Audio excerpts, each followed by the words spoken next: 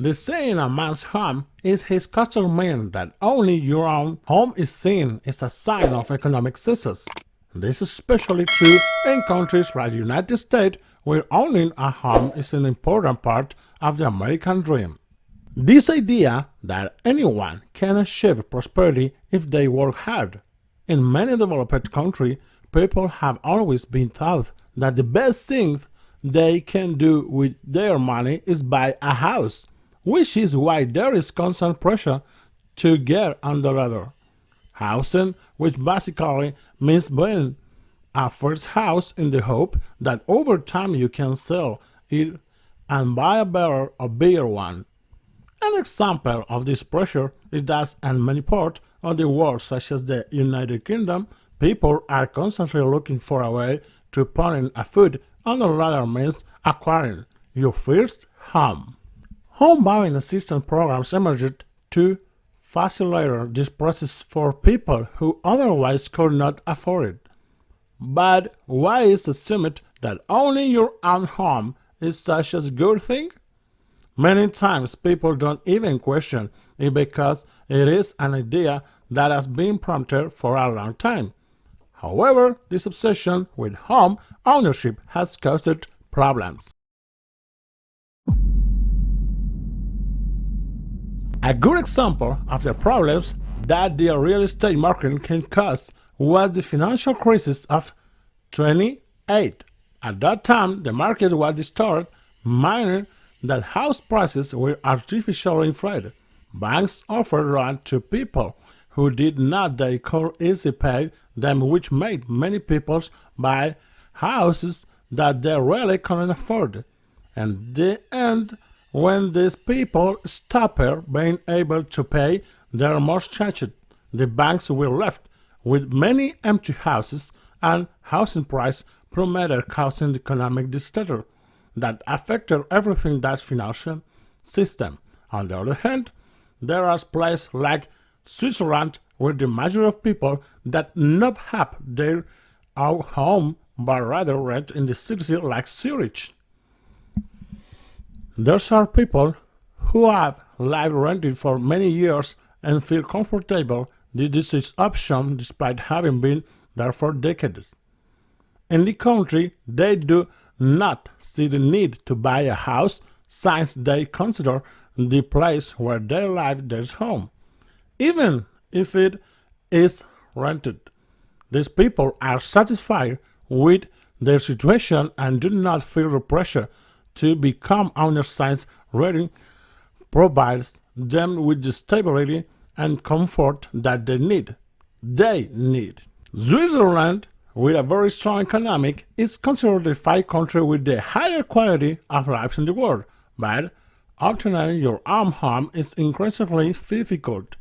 Compared to other countries, only 42% of people in Switzerland own their home. In the United Kingdom, on the other hand, approximately two-thirds of people own their home despite the high quality of life in Switzerland. The Swiss property market is more stable than the British one. For example, since 1970, house prices in Switzerland have risen 59%, while in the United Kingdom they have increased by 360%. There are studies that show a connection between the number of people who own their homes and the volatility of the housing market. To understand this, it is useful to look back about 100 years to beginning on the 20th century in countries like the United Kingdom and the United States. Most people rented their house. Only one of four families in the United Kingdom owned their home. That after the Second World War, the government of this country decided to promote home ownership. The idea behind it was that if people owned their homes, they could sell them when they retired and lives of them. If they lost their job, they could have at least one asset they could set to support themselves. To achieve this, governments implement policies that facilitate the purchase of homes such as low-interest loans and tax breaks on mortgages. All of this basically amounts to the fact that the government, in one way or another, has been supporting people to buy their own homes as if they were a subsidy. Since the 1950s, the number of people who bought houses has skyrocketed, and at the same time the banks. They began to lend much more money in the form of mortgages. By 28, mortgages lent already represented 63% of the economy of the richest country. But in the long terms, this boom in home ownership not only did not solve the problems but indicated many more. In fact, in 28, the real estate bubble burst that was. What caused the financial crisis, the global financial crisis of more than 17 years ago? It was largely a crisis related to the real estate market. Everything exploded when many people stopped paying their mortgages at the same time, something that had not been seen before at first. Many people in the United States today were making a smart financial decision by buying their home, but it turned out to be a big mistake. The crisis was a disastrous consequence of having promoted both the purchase of home and encouraging the purchase. Today, as goes beyond the financial crisis, the main problem has to do with the lack of new houses. Nowadays, each rich country, half of the houses per person that were built in the 60s are being built in the world, thanks in that a reduction and construction has been stronger in the areas where more houses would need to be built in the right dynamic and attractive cities like London.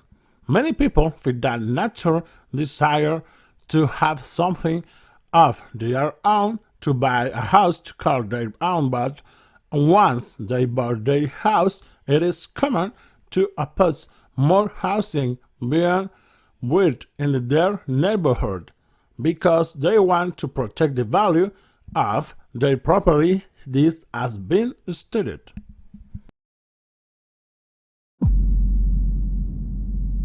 Millions of people who had bought homes with the expectation that their value would continue to increase found themselves trapped in mortgages they could not pay and properties whose value plummeted. It was a reminder that although buying a home can be a solid investment, it also involves risks that are not always visible to the naked eye. But what happened today is better to rent to avoid those risks or take advantage of market opportunities. And why? Second part will explore which opinion might be the smartest basis in your current situation. Don't miss out.